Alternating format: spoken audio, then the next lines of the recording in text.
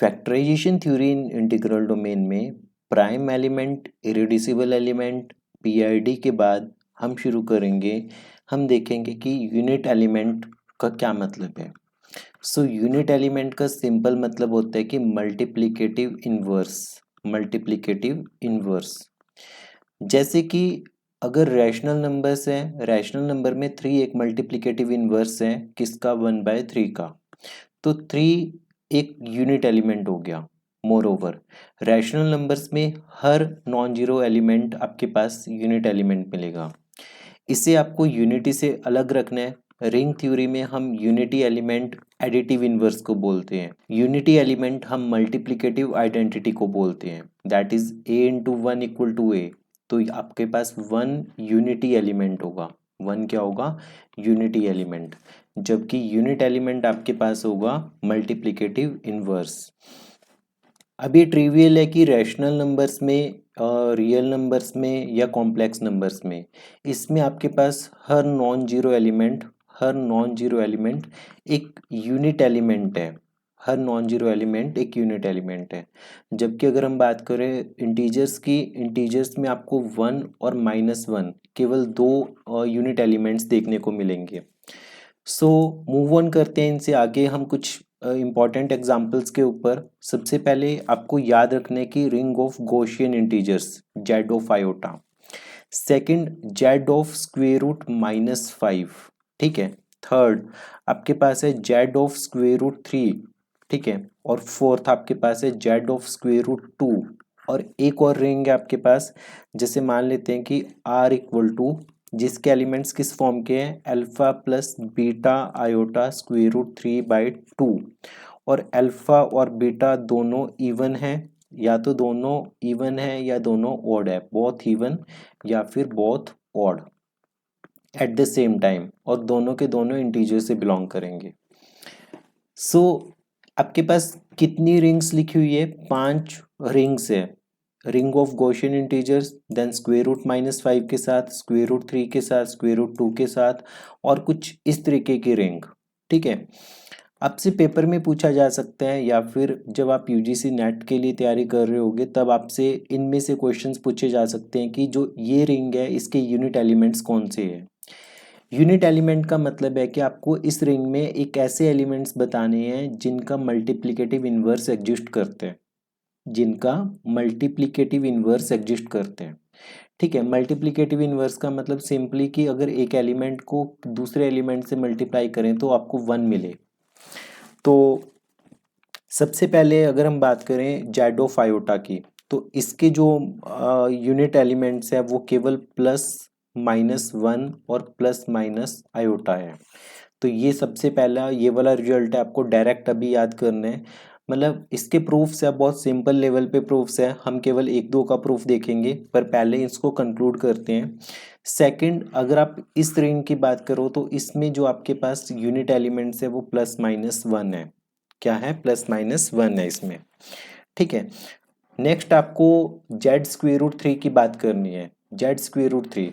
तो हम इसमें क्या करते हैं, हम इसमें एक एलिमेंट कंसिडर करते हैं 2 प्लस स्क्वायर रूट 3। जब आपने इसे 2 माइनस स्क्वायर रूट 3 से मल्टीप्लाई किया तो आपके पास 1 आ गया, क्योंकि a plus B, a minus B, 4 minus 3 equal to 1। इस एलिमेंट को इससे मल्टीप्लाई किया तो 1 आ गया, तो 2 प्लस स्क्वायर रूट 3 क्या हो गया आपके पास, एक यूनिट एलिमेंट हो गया, एक यूनिट एलिमेंट हो गया। तो इसमें आपको पता चल गया कि 1 और -1 के अलावा इस तरीके से ये भी यूनिट एलिमेंट है, और इस तरीके से आप काफ़ी सारे यूनिट एलिमेंट्स निकाल सकते हो, ठीक है। उसके बाद जेड स्क्वायर रूट 2 की अगर बात करें तो जेड स्क्वायर रूट 2 में आपके पास 5 प्लस, जेड स्क्वायर रूट 2 में भी आपके पास 1 और -1 के अलावा भी यूनिट एलिमेंट्स हैं। जैसे कि 3 प्लस 2 स्क्वायर रूट 2 की बात करें, अगर हमने इसे 3 माइनस 2 स्क्वायर रूट 2 से मल्टीप्लाई किया तो ये बना आपके पास a प्लस बी और a माइनस बी, तो ये बनेगा a square minus B square, that is 9 minus 8 equal to 1, ठीक है। तो ये आपके पास क्या आ गया, जेड स्क्वायर रूट 2 में इन दोनों एलिमेंट्स के अलावा ये भी यूनिट एलिमेंट है। तो आपको क्या दिख रहा है, अगर आपके पास स्क्वायर रूट 2 है, 3 है, अगर आपके पास स्क्वायर रूट 5 हुआ, ठीक है, ये -5 डिफरेंट है। अगर यहाँ पे जेड स्क्वेयर रूट 5 हुआ तो उस केस में भी आपको यूनिट एलिमेंट्स देखने को मिलेंगे 1 और -1 के अलावा। अगर बात करें हम लास्ट अपना आर, जो ये बड़ी कॉम्प्लेक्स सी दिखने वाली रिंग है अपनी, तो इसमें क्या होगा कि इसके जो यूनिट एलिमेंट्स होंगे, सबसे पहले इसकी स्ट्रक्चरिंग फिर से लिख लेते हैं। Alpha plus iota beta square root 3/2। Alpha और बीटा या तो दोनों इवन होंगे या दोनों ऑड होंगे। तो इस पर्टिकुलर रिंग में आपके पास एलिमेंट्स कौन से हैं जो यूनिट एलिमेंट्स हैं? तो 1 प्लस आयोटा स्क्वेयर रूट 3/2, फिर आपके पास है 1 माइनस आयोटा स्क्वेयर रूट 3/2, फिर आपके पास है -1 प्लस आयोटा स्क्वेयर रूट 3/2, फिर -1 माइनस आयोटा स्क्वेयर रूट 3/2। तो ये पर्टिकुलरली 4 एलिमेंट्स है जो इसमें यूनिट एलिमेंट्स का काम कर रहे हैं। ठीक है, मूव ऑन करते हैं सबसे पहले जेड आयोटा के ऊपर। जेड आयोटा में हमें शो करने हैं, जेड आयोटा के सबसे पहले एलिमेंट्स की स्ट्रक्चरिंग समझते हैं कि किस फॉर्म में एलिमेंट्स होते हैं। तो ए प्लस बी आयोटा की फॉर्म में होंगे, और ए और बी किससे बिलोंग कर रहे हैं? ए और बी बिलोंग करेंगे जेड से। ठीक है, ये आपको ध्यान में रखना चाहिए कि अगर आप किसी पर्टिकुलर सेट की रिंग की बात कर रहे हो तो उसमें किस टाइप के एलिमेंट्स हैं। अगर अभी हम कंटिन्यू करें इसी सीरीज में, अगर मैंने आपको लिखा जेड स्क्वेयर रूट -5, तो इसमें एलिमेंट्स किस फॉर्म के होंगे? A plus B square root -5 form के। ए और बी इंटीजर से बिलोंग करेंगे। अगर मैंने लिखा क्यू स्क्वेयर रूट 2, तो इसमें एलिमेंट्स किस फॉर्म के होंगे? A plus B square root 2 form के। ए और बी किससे बिलोंग करेंगे? रैशनल नंबर से। तो सबसे पहले हमारे पास क्या आ जाएगा? जेड ऑफ आयोटा में हम यूनिट एलिमेंट्स हमें देखने हैं। तो यूनिट एलिमेंट्स हमने मान लिया कि ए प्लस आयोटा बी कोई यूनिट एलिमेंट है इसमें। Let A plus iota B belong to Z of iota, be any be a unit, ये एक यूनिट है। तो इसका मतलब क्या हो जाएगा? आपके पास एक सी प्लस आयोटा डी मिलेगा, जब आप इससे मल्टीप्लाई करोगे तो आपको 1 मिल जाएगा। मीन्स इसका मतलब क्या हो गया कि there exist C plus iota D such that A plus iota B into C plus iota D equal to 1। Complex conjugate consider कर लो इसका, तो a minus iota B into C minus iota D equal to 1 मिलेगा। ये equation number 1, ये equation number 2। Multiply और add कर दो तो A square plus B square into C square plus D square equal to 1 आ गया। या तो ए स्क्वेयर प्लस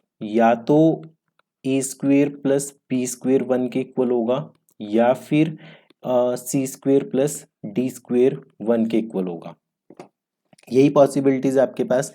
तो यहाँ से क्या पता चला आपके पास? यहाँ से क्या पता चलेगा? या तो ए स्क्वेयर की वैल्यू 1 होगी तो ए की वैल्यू आपके पास +-1 हो जाएगी, या फिर बी स्क्वेयर की वैल्यू 1 हो सकती है तो बी की वैल्यू +-1 हो सकती है। तो जो आपके पास ए प्लस आयोटा बी था, तो उसमें सारी पॉसिबिलिटीज क्या होंगी? या तो +-1 या फिर + आयोटा। तो ये 4 आपके पास क्या है? ये 4 यूनिट एलिमेंट्स हैं।